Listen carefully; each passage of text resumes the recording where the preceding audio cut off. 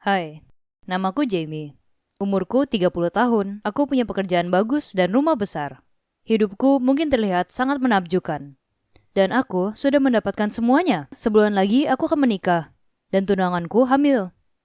Kedengarannya bagus kan? Tapi tolong percayalah, semua hal tidak selalu seperti yang terlihat. Nyatanya, hidupku cukup rumit dan sudah dari sejak aku lahir. Karena itu, izinkan aku bercerita dari awal. Ibuku melahirkanku ketika dia seusiaku, tapi aku tidak pernah tahu siapa ayahku. Ini selalu menjadi misteri. Aku bisa tumbuh besar, dan sepertinya kakek nenek pun juga tidak tahu. Aku adalah anak tunggal, dan punya sosok pria di rumah. Itu bagus. Tapi ibu tidak pernah punya pacar.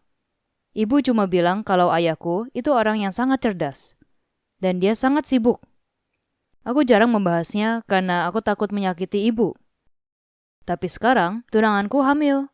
Aku sendiri sebentar lagi akan menjadi seorang ayah. Jadi aku tidak bisa berhenti bertanya siapa ayahku dan di mana dia berada. Aku baru saja membeli sebuah rumah besar di pusat kota. Dan saat melihat tunanganku hamil, ibu pindah bersama kami untuk membantu kami mengurus rumah. Suatu hari, aku bekerja di rumah. Dan di sela-sela rapat, ibu datang ke kantorku dan bertanya apa kami bisa ngobrol. Dia duduk dan memberitahu aku betapa bangganya dia terhadap aku. Dan bahwa, menurutnya, aku akan menjadi suami dan ayah terbaik. Dia meneteskan air mata saat dia mengatakan ini. Dan untuk pertama kalinya, dalam beberapa tahun, aku merasakan kesedihan mendalam. Aku sangat ingin dia memberitahuku tentang ayahku. Satu-satunya sosok ayah yang pernah aku punya, selain kakek, adalah guru pendidikan olahragaku di SMA. Karena beberapa alasan, dia sangat memperhatikanku. Dan dia bahkan memberiku beasiswa ke perguruan tinggi yang bagus. Sampai hari ini, aku masih berpikir dia yang membayar uang kuliahku, karena aku tidak cukup pintar untuk mendapatkan beasiswa. Dan ibuku tidak akan pernah mampu menyekolahkanku ke perguruan tinggi. Dia tipe pria seperti itu.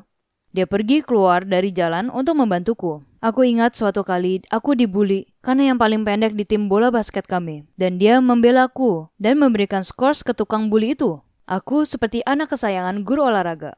Tapi rasanya menyenangkan. Bahkan sampai sekarang, aku masih merindukannya. Apa yang ibu katakan selanjutnya agak aneh. Dia memberitahuku bahwa dia telah memeriksa daftar tamu pernikahan kami dan telah mengundang Pak Simmons. Aku bingung. Pak Simmons adalah nama guru olahragaku tadi. Maksudku, aku memang merindukannya. Tapi aku sudah bertahun-tahun tidak berbicara dengannya. Kenapa kami mengundangnya ke pernikahan kami? Ibuku melihat kebingungan di wajahku. Dan tiba-tiba dia menangis. Aku tidak pernah siap mendengar apa yang dia katakan selanjutnya. Dia berkata sudah seharusnya ibu dan ayah mempelai pria hadir di pesta pernikahan. Aku tidak mengerti. Dan kemudian tiba-tiba aku sadar. Pak Simmons adalah ayahku. Aku tidak percaya. Pak Simmons adalah ayahku. Semuanya jadi masuk akal sekarang. Bertahun-tahun dia memperlakukanku seperti anaknya. Ya, itu karena aku memang anaknya. Aku tidak bisa memproses semuanya. Melalui isak tangis, ibuku menjelaskan bahwa dia adalah kekasihnya 31 tahun yang lalu. Dan meskipun dia sudah menikah, dia jatuh cinta padanya dan mereka berselingkuh. Menyebabkan ibuku hamil denganku.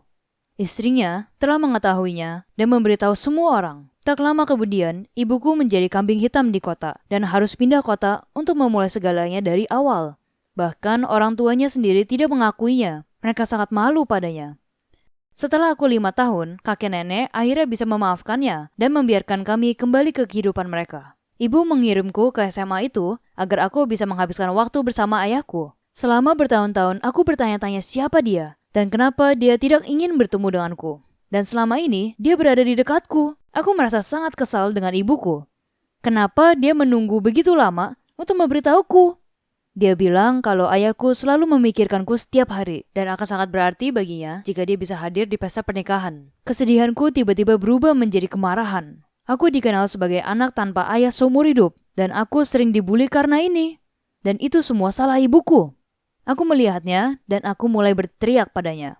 Aku menyuruhnya keluar dari rumahku, tapi tunanganku memasuki ruangan dan aku melihatnya mengelus calon anak kami. Aku merasa putus asa. Ibuku telah melakukan yang terbaik untuk melindungi dirinya dan aku.